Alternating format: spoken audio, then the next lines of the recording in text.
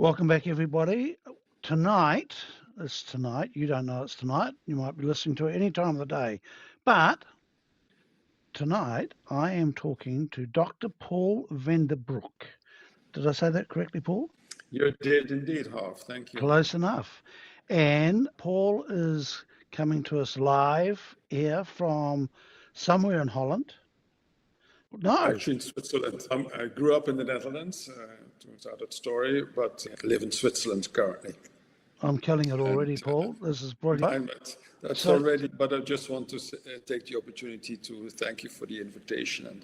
And I say that I'm very happy to be here and have the opportunity to talk to you. I really enjoy your podcast and I'm glad to be a guest here. Paul, it's a pleasure, and I'm dying to get into the topic which we're going to explore. Here's some background. So Paul and I have been introduced by Bob Selden, and Bob was the editor for my book, which I wrote last year, and Bob guided me through that. And Bob, via coaching his wife Anita back in the day in Switzerland. That's right. Yeah, absolutely. Yep. Yeah. And she's the smart one of the two, obviously. And that's true. And I know Bob's going to listen to that and he'll be nodding right now. And so we've been connected via this. And Paul, thank you for Bob reached out for you to review the book I wrote for Amazon as a writer yourself. And I'm very grateful for that. Thank you. No, I really enjoyed reading it and it got me into some new thinking as well. So I appreciate that. There we go. And I'm intrigued, Paul, because right now I've got a bit of inferiority complex talking to somebody that's got a PhD, that's done this stuff on the international stage on leadership development. And so all of that's going on for me right now as well. And so just putting that out there. Yeah. So I'll do my best not to be done this awestruck thing, Paul, okay? Fair enough, absolutely. Cool. Where are we going to start? Paul, who are you? Yeah, I'm wearing different hats or have been wearing different hats out my life. I grew up in the Netherlands, and that's why the Holland connection you earlier mentioned, and decided to study history, and particularly I was became interested in ancient history, so Greek and Roman. Did that up to a PhD, and in between also the opportunity to do some research for that in France and the US. And after finishing that, I was set for an academic career. But that was then when I finished with a PhD in the mid-80s, at least in Europe, we were in the middle of an economic crisis, which meant, in those days at least, a lot of budget cuts, and that means a few jobs for newcomers in the academic world.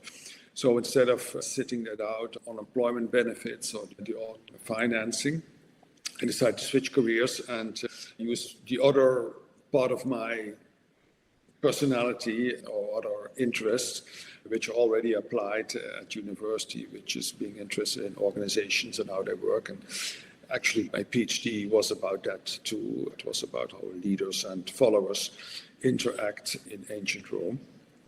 I switched careers, and again, the economic crisis didn't make it easy, but ultimately I landed a job with a small consultancy, and soon after that moved into human resource management with Royal Dutch Shell. And I never looked back in a way, so I started a career in HR management, which brought me also to Germany as an expert with Shell, then left Shell and went to work in Switzerland for General Motors and stayed in Switzerland, went from Zurich to Geneva to head the HR function for a multinational machine company, and then ultimately was recruited by UBS, the Swiss bank. And that's the midpoint of my career thus far. And I noticed that when you move up in large organizations, you increasingly get removed from the operational work. You're more coordinating and less doing and deciding. And also politics becomes important, which is not my forte.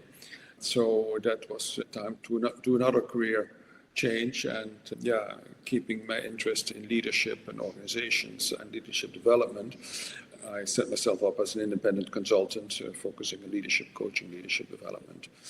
Nevertheless, over the years, I've always kept my academic interests, so I've regularly published articles, both practitioner articles and academic papers, and also, a few books in the meantime, a few textbooks and business books. Paul, what was your PhD in? History. History and sociology, actually, so it was a double. Yeah. And so you strayed from academia, but the history part, because we're going to get into that around the book that you've written. It's interesting you've done this sort of cycle and not maybe Yes. come right back to it, but it is almost like you've done a full loop. Yes, and so I said, and now I'm getting closer to retirement, I think my activities will shift probably more to that research and writing side. Paul, who do you like working with? What sort of person do you like working with the most?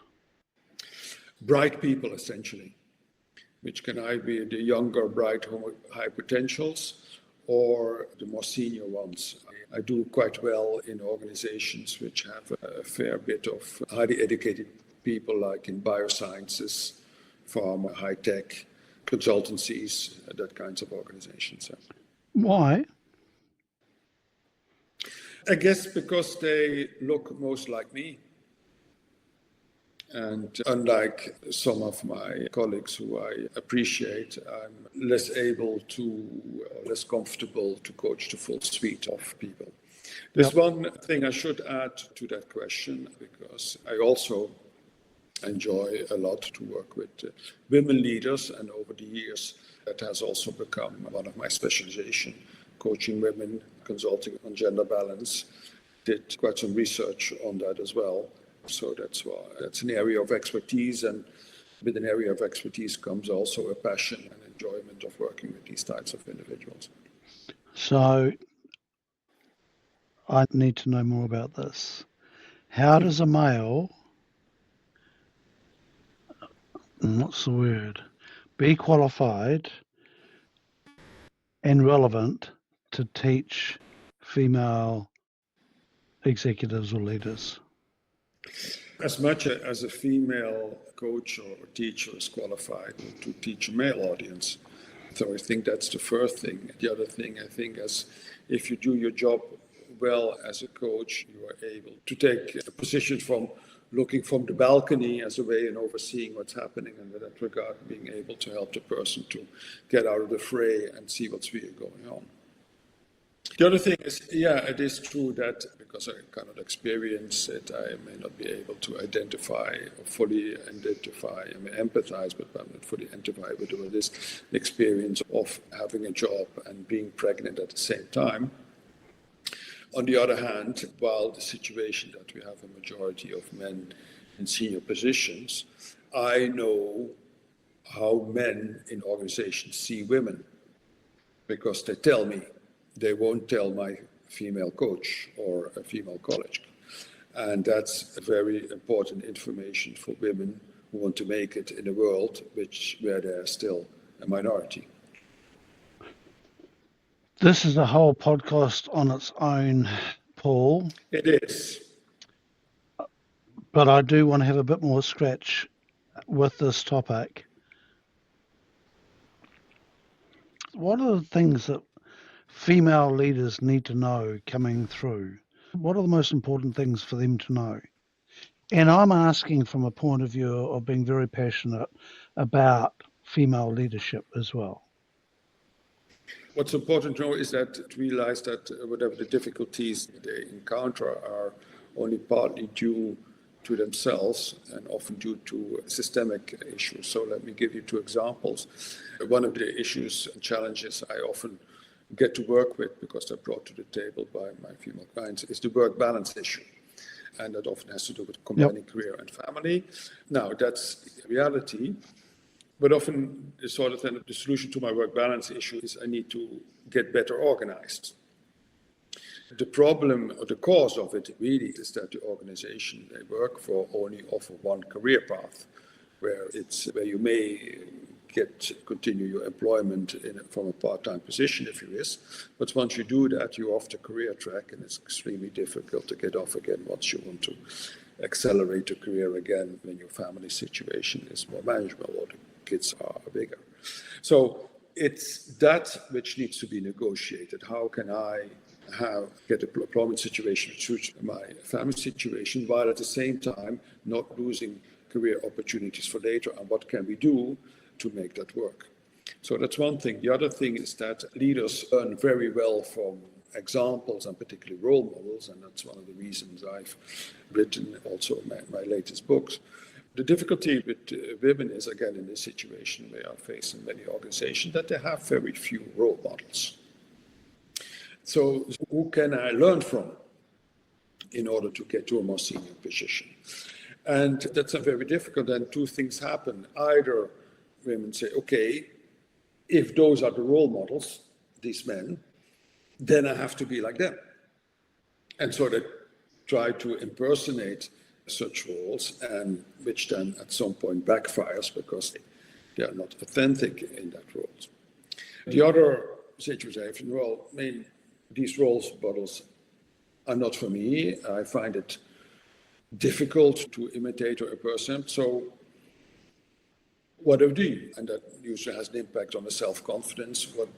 Where do I go? There are no examples, and that's not very helpful to advance your career. So I hope that answers your question. Yeah.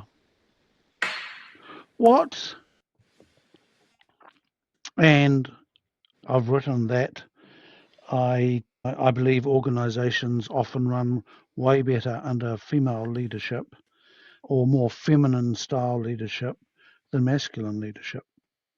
And that's a generalization. But the old adage, I've never seen or know very few countries that have gone to war with a female president or prime minister. That's not quite true.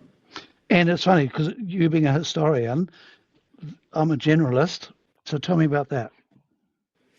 There are exceptions, but the difference is not that women are less aggressive or less inclined to go to war. The difference is that when they go to war, they do it more out of a cost-conscious perspective or out of a defensive perspective.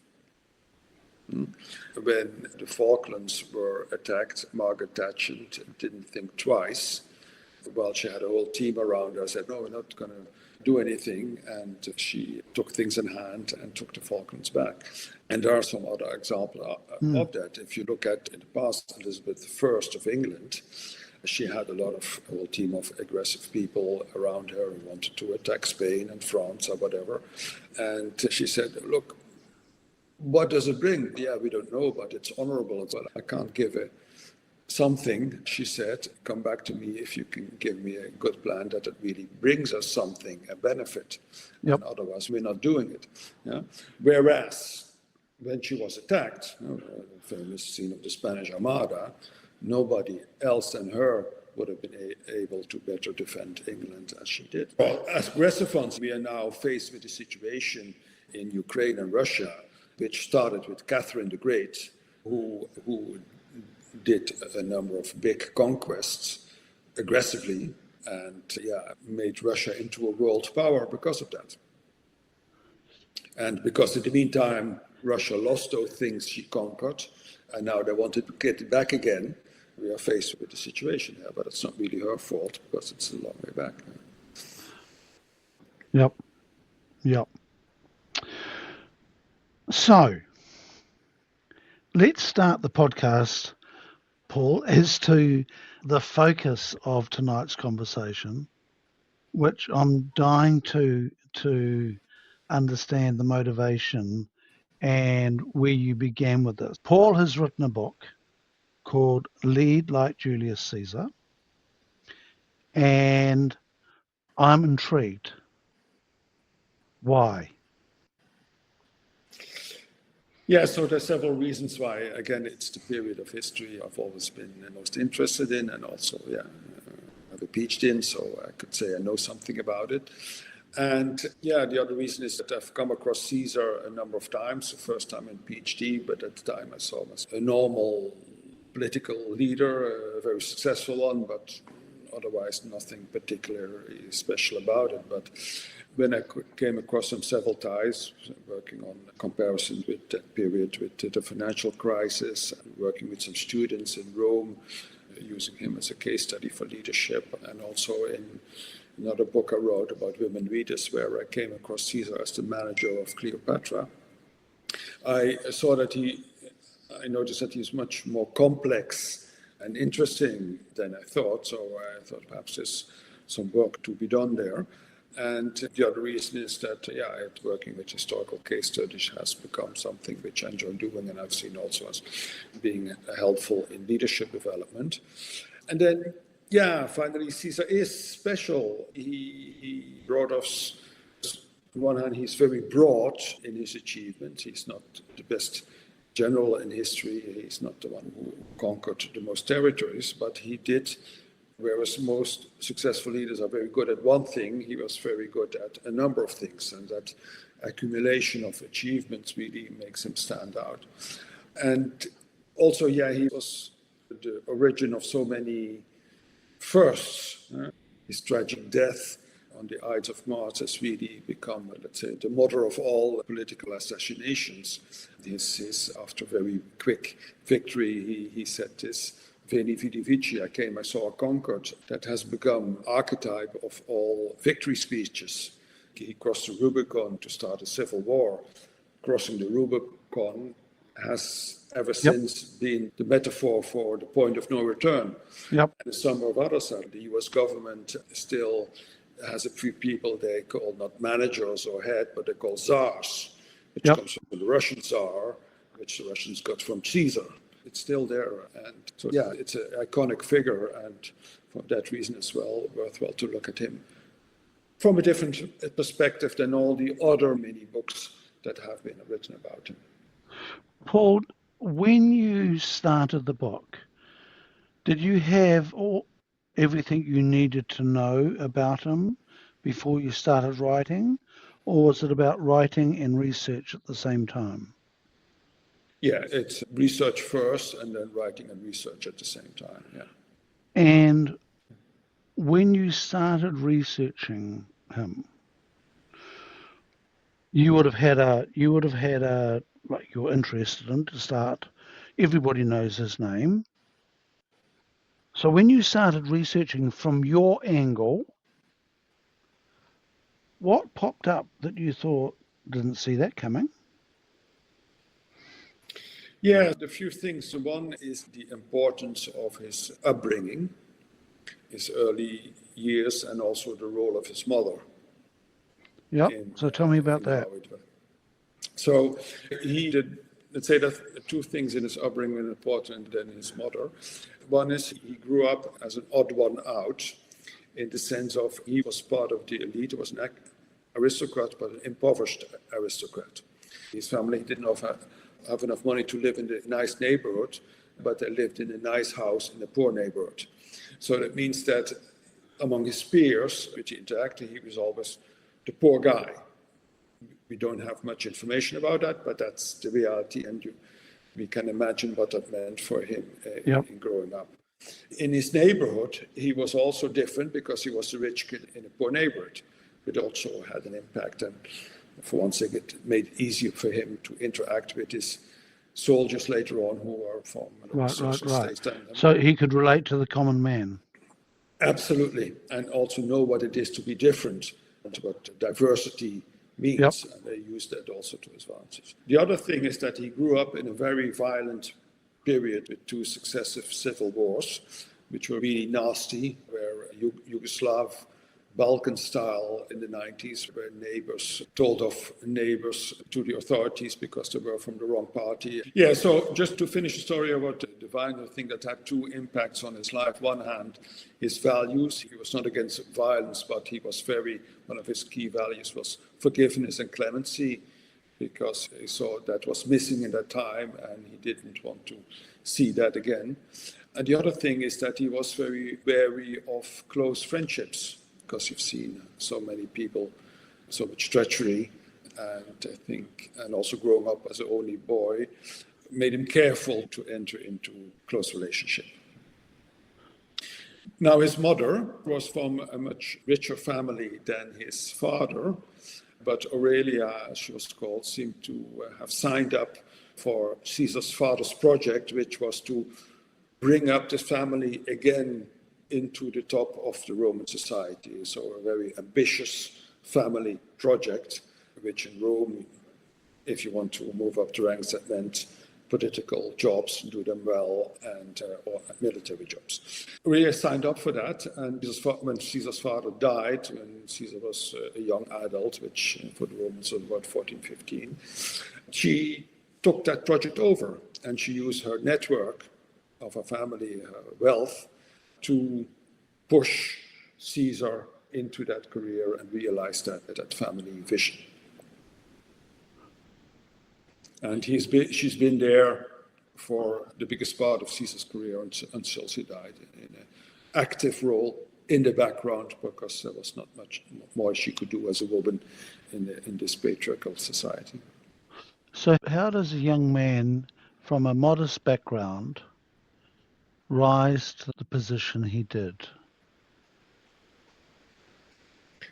He didn't have the money or the social standing to, nobody would have expected him as a young man to lead Rome.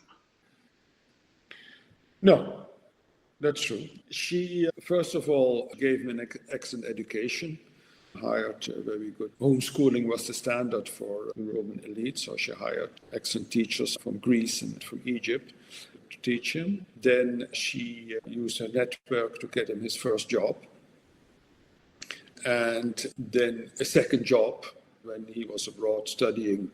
His mother was working in Rome, so he could get into a prestigious priesthood. And she also protected his reputation. So Caesar had married first, and then his wife died, the mother of his daughter. Then he married a second woman, younger than him, and then something happened. There was a women's religious ceremony in Caesar's house, which was organized by his wife. So there were only women there, only women around. But his mother was there, and his sister, and so forth. And then Caesar's young wife had a lover, it seemed. And he entered the house disguised as a girl, but they discovered him. And then Caesar's mother immediately took charge, closed the whole house, got everybody organized to find, because he had dated this guy. They found him and put him on the street in jail. Afterwards was a trial. And then Caesar's mother went to Caesar, who now had this prestigious priesthood position, said, Julius, Gaius, this is not a good thing. And what Caesar was immediately divorced his wife to protect his reputation. And it's strong indications that his mother was behind that to make this happen. And so that's still not enough to lead Rome. Then what happened? So then subsequently he went through the ranks. You need to get elected every time to get a higher promotion. And the higher up Caesar came, and the older his mother became, we hear less of her, but it doesn't mean that she was not active in the background to network on his behalf informally. She was a member of an important family, and she used her brothers, older than Caesar, had senior position, to work on his behalf. Fascinating. Paul, what the book you've written is LIke Julius Caesar. What does that mean? It means that it should not be interpreted as do exactly what Caesar did, but it means that, here is a successful, not perfect leader who has dabbed into quite a number of things in politics, in government, in military leadership, in a bit in business. And there is a lot to learn from that. Again, not interpreting, but there's things you get inspired by in the way he pursued his ambition, and there's an opportunity to translate what from his successes, but also failures, into your own career. And what would be... So in his time, he was considered quite extraordinary, wasn't he? Yes, already from the beginning, yeah. And what was his blind spots? So his blind spots were emotional intelligence, and the other one is receiving feedback, which connects very well to the concept of vulnerability in your book, Harv. So emotional intelligence, he was pretty good in sensing and understanding people and their feelings and how his actions influenced or what reaction they would get from other people. But where he was less good is sensing collectively what was going on in large groups of people. And that got him in trouble time and again.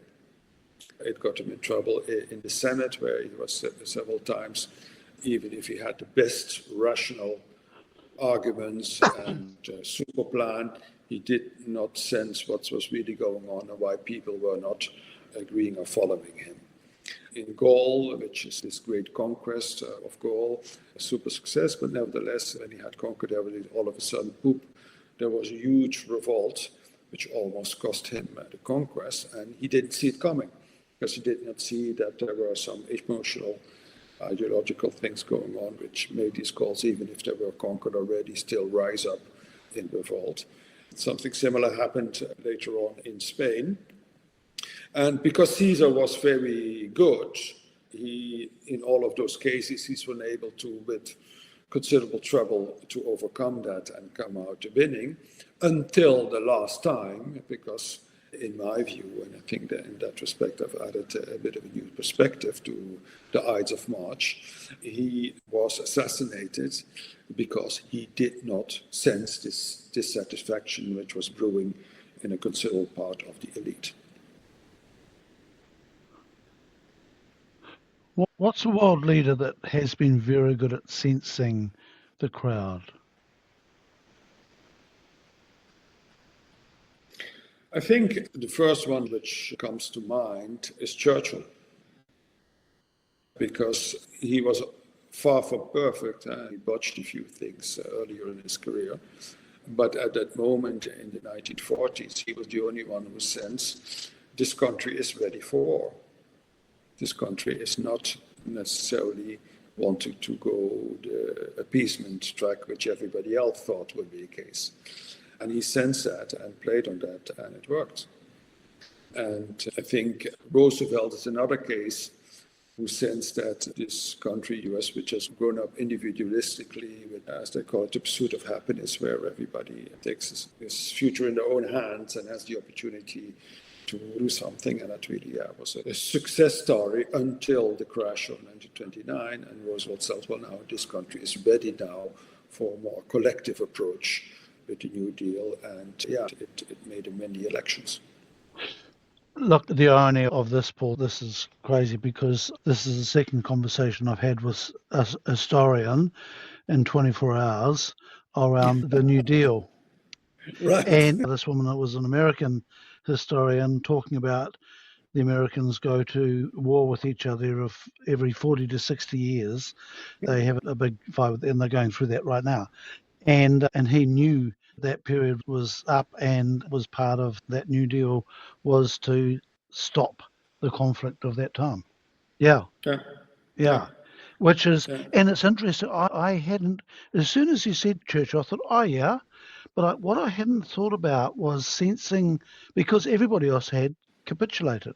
Everybody else had capitulated too, and Great Britain was a lot mightier then, but it's still not a mighty country to stand up to this bloody war machine. Yeah. But they didn't. It was yeah. And if the country weren't ready, didn't want to, it wouldn't have worked. No, absolutely. Yeah.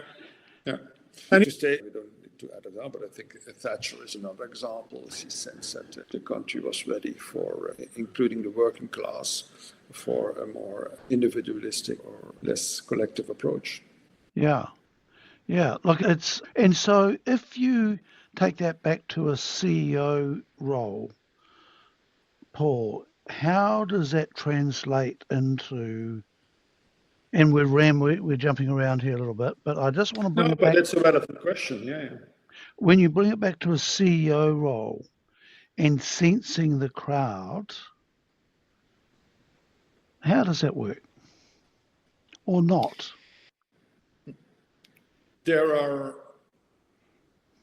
What you need is information from people in the know.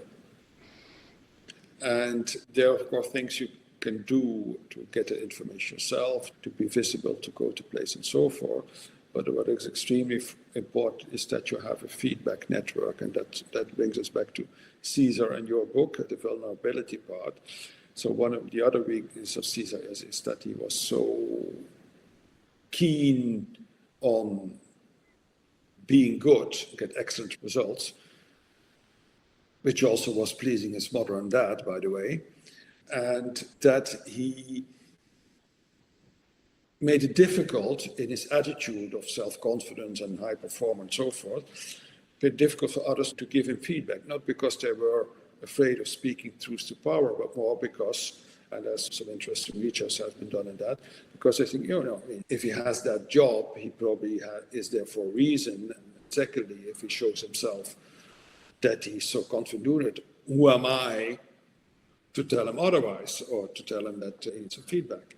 And then that becomes very dangerous, because that happened to Caesar, and then you miss these important pieces of information which allow you, before things happen, to intervene and to do something about this. It's all emotional, it's all irrational, and these undercurrents which bubble up and at some point turn into action, which is not helpful.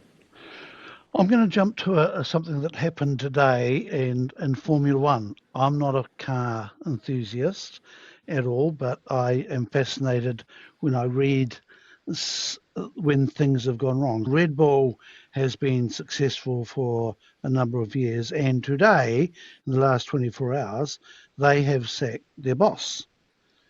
And I haven't seen it, but apparently he gave a very impassioned speech to the people of Red Bull, and he said, obviously, I didn't see this coming.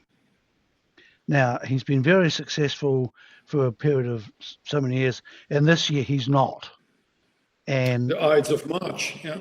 And I thought to myself, really? You didn't see this coming? This cutthroat thing? And so I don't know, I was bemused by it and just going, this guy's obviously been very good at what he's done.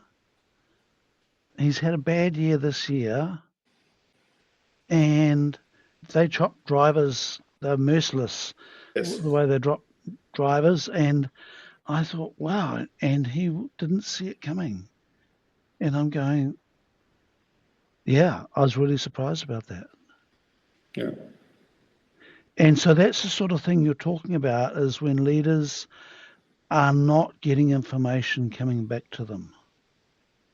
Yes, and if I may expand on the example you just gave, I think it's even particularly difficult. That was Caesar's case, where things are going very well.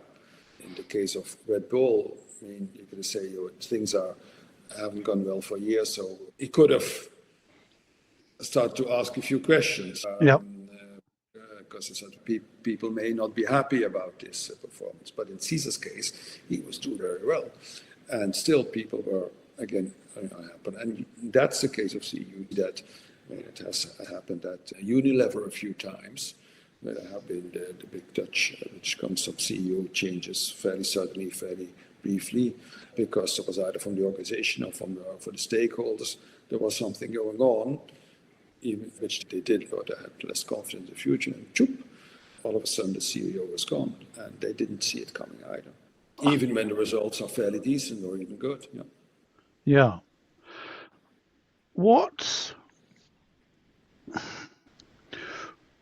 How does a CEO cope with too much information coming back to them? How do they know what to listen to? Yeah, that's a very, very difficult one. I think the best way of doing it is to do it in the way you normally run your business, in the sense that good CEOs generally don't take big decisions on their own in their office, but as a minimum have this conversation with the people around them and get some expert advice before coming to a decision. And with this, that applies to them too. What is really important when you ask others to interpret that information you get or even summarize it, is that you get diverse advice, contradictory even. Again, coming back to Caesar, one of the things which caused also this problem we just talked about, I'm not longer represented, that he also was in a situation that he got too much information and he had a few very efficient people working for him, assistants, and they filtered information the best they could from their own perspective, think they're doing a good job, but they had their own frame and filters through which the information came to Caesar biased, as opposed to you have to work with summaries and interpretations, but make sure that you get them from very different people, just as you do with your business. Paul, I've got stuck on the sensing the crowd piece. Yes. Because I'm watching somebody right now in real life not sensing the crowd. Yeah. And I don't think there's any advice that could be given to this person that would help because they've got a huge intellect, but the senses haven't been developed. Yeah. And I've never seen it as clearly as when you brought it up there about sensing the crowd. And I'm thinking, yeah, that's the thing. And it is a form of emotional intelligence. It is, yeah. And it's something which happens a lot. The people I work with as a coach, it's something which occurs rather often, both in, let's say, the individual emotional intelligence on a one-to-one basis, as well as in the more collective. But with the type of people you just described, often many times technologists, but in my experience works a lot, is to speak their language. In other words, they respond very well to data. So if you can get them that information through, for example, a 360-degree questionnaire in a data form with nice figures and percentages and that kind of thing, in the way they usually read and respond to information, that can work quite well. Yep. Paul, with this research and writing the book, did you like Caesar? Look, I've come to appreciate him more over the years, and that's probably particularly because of his vulnerabilities, his darker side, so to speak. And I think that, is a big word, but very interested in and admiring well, because he did great things despite great difficulties, and to some extent also despite of himself. I think his own personal, his own happiness, to a certain extent, got lost in this drive for achievement.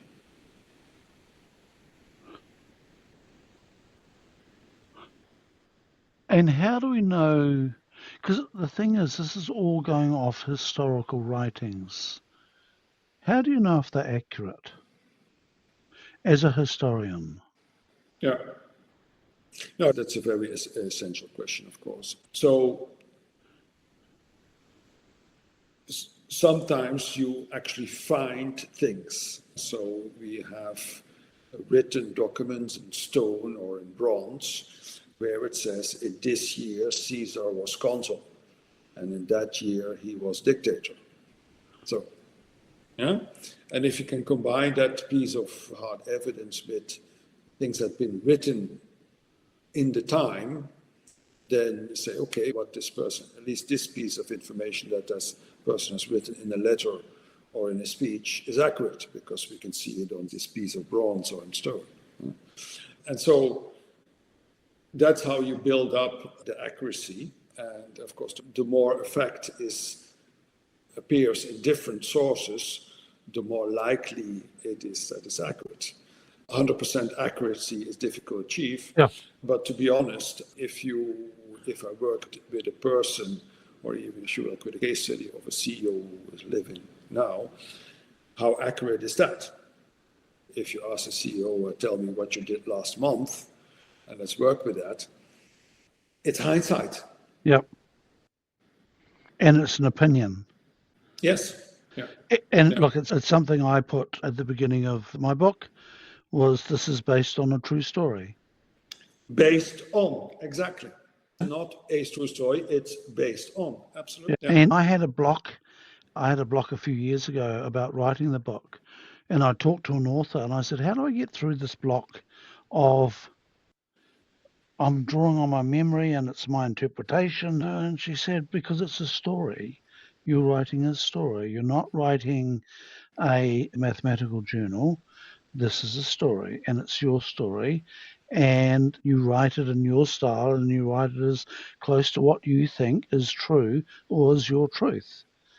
And that let the handbrake off, because I thought, I'm absolutely sure a lot of the stuff I've written didn't happen like that. But it's my interpretation, and that's what I'm writing. Yeah. Yeah. Yeah. Paul, what is there, having written this book, how has it changed you?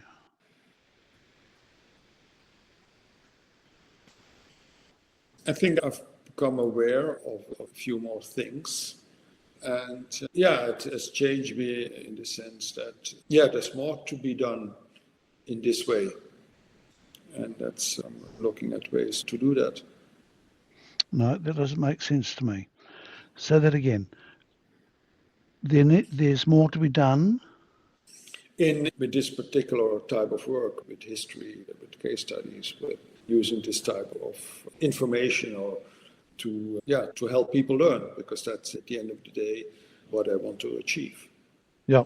I don't want. It's great if people find it interesting, but really happy when people say, "Yeah, this has been helpful for me. I found something. You do something with that."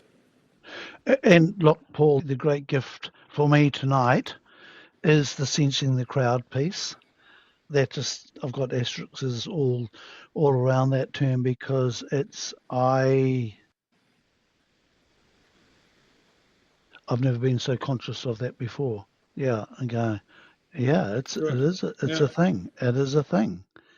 Yeah. And leaders who are not conscious of the crowd, and they're so detached from that, and they're not in unison or coordinated with those around them. Yes. Yeah. Absolutely. Paul, you read my book and critiqued it and wrote a review on Amazon. Where do you see the overlaps of the work that I have done from non-academic and quite different background? Where are the areas that they have woven together or laced together, do you think? Well, if you look at leadership development, which is my field, or one of my fields, I've learned that biographies, also known as case studies, or for individuals, autobiographical exercises in shorter or bigger ways, are very helpful for learning. And I think that's the contribution of your book. Now, you went beyond the case study in the sense of that you also used it to introduce some concepts like collective intelligence and so forth. But I think, this life story and this career story, is very helpful. It's inspiring. People can learn from it, can take something from it. And even the people who say, I don't like the story, or I'm against the story, or I would have things done totally different, that too is learning. Yep. And look, I've had two people who did not like the story, the second part of the story. In both cases, I was delighted by that. Yeah. And I thought, yep, that absolutely figures. One, I was surprised that they had read it at all. Yeah, Uh, that's tribute. yeah. And two, that they had this reaction of not liking the second part of the book. And I thought, that's good. I'm happy with that. Yeah. Yeah. Yeah. The part is that they engage with it, that they don't say, I don't want to read it. Yeah. That's, Yeah. 100%. but engaging and reading and then saying, this is not for me, or I disagree, or I don't like it, great. Yeah. Yep. Yep. Yep. And it has surprised me. It surprised me how much joy I get from people reaching out who having read it. And I don't know why it's a surprise to me, but I think I was so deep in writing it, I hadn't envisaged what it would be like once it was actually out there. Yeah. I was just like, oh yeah, that's right. It's a thing. It's in shops and stuff, and people buy it and read it. And the great thing with LinkedIn and so forth is that people can contact you and connect back, Absolutely. which is Yeah. very cool. Yeah. Yeah. Yeah. Yeah. Paul, just mindful of our time, what have we missed out that you'd like to round this conversation off with? Look, there's so much to talk about, but I think one of the things which perhaps I would like to emphasize is that we talk about what's different about this book from other business books or even historical books, is that it's my way of working, which is transdisciplinary, and that particularly means in this case that I've used 3 leadership development instruments. I appreciate and use a lot of my coaching on careers, on personality, and on leadership behaviors. In this book, I apply them to Julius Caesar, and that has led to a number of the insights we have talked about today. So I think from a methodological point of view, I think this makes this book different, but it also, let's wait and see what people say about it. But from my perspective, it's a workable and successful methodology to work in this transdisciplinary way and apply things from different disciplines into such a case study. Paul, have you got another book in planning at the moment at all? Yeah, there are several ideas. The most, let's say, the nearest ideas from a time perspective is that I worked with one personality test, the IDI from MRG Group, to look at Caesar's motivations. And for them, it was also new to see this instrument used in this way, and appreciate it a lot. And I've done an interview and podcast with them as well, specifically on that topic. And the other book I written some years ago about 4 historical case studies, in this case 4 women leaders for historical queens. We may revisit that and use in this motivation instrument to those 4 women leaders and see what that brings in general, but perhaps also specifically for coaching and developing women leaders. Paul, I'm going to round off now. And I was just reflecting on this how much work you would have had to have put in to gather all this together and to bring it into something of value for readers. Who is the book written for? Who is the target? The target is first for people in a leadership position or those who aspire to make that their career, or younger and senior leaders, and who want to self-develop, put it that way. So read something which helps them in their career, in their leadership, and so forth. Yep. Secondly, it's for leadership professionals like myself, coaches or teachers or people working in HR, responsible for people development, to help them understand a particular case study better, and with that being able to help the leaders in their organizational development. Like you just said, you learned something about sensing the crowd. Now that's something, if I would be a leadership developer, I've been myself a leadership development in the past, that's something I would, after reading this book, put more attention to Yeah. in the development programs I offer to my population. Yep. Yep. I And love. Yeah, and then thirdly, anybody interested in reading about historical readers, there's a whole audience out there who likes that. Yep. They will join. Because I was intrigued because he's one of the most written about leaders of all time, and it's do we need another book on Julius Caesar? So Yeah, I found yeah, that absolutely fascinating. Yeah. yeah. My mind also strayed during the conversation when you talked about Julius Caesar and talking about Gaul and so forth, and the wonderful comic strips of Asterix the Asterix. Gladiator. Yeah, And yeah. They just brought out a Netflix cartoon series, oh, really? and I recommend watching it. It's quite fun. Have they done a good job of it? Yes, they did. Yeah, yeah. I just love that. So my mind did flick to that Absolutely. Yeah. when we started talking about Asterix came to Yes. mind as well. I thought I'll bring that up at the end. Yeah. Paul, look, thank you very much for your time. One last question.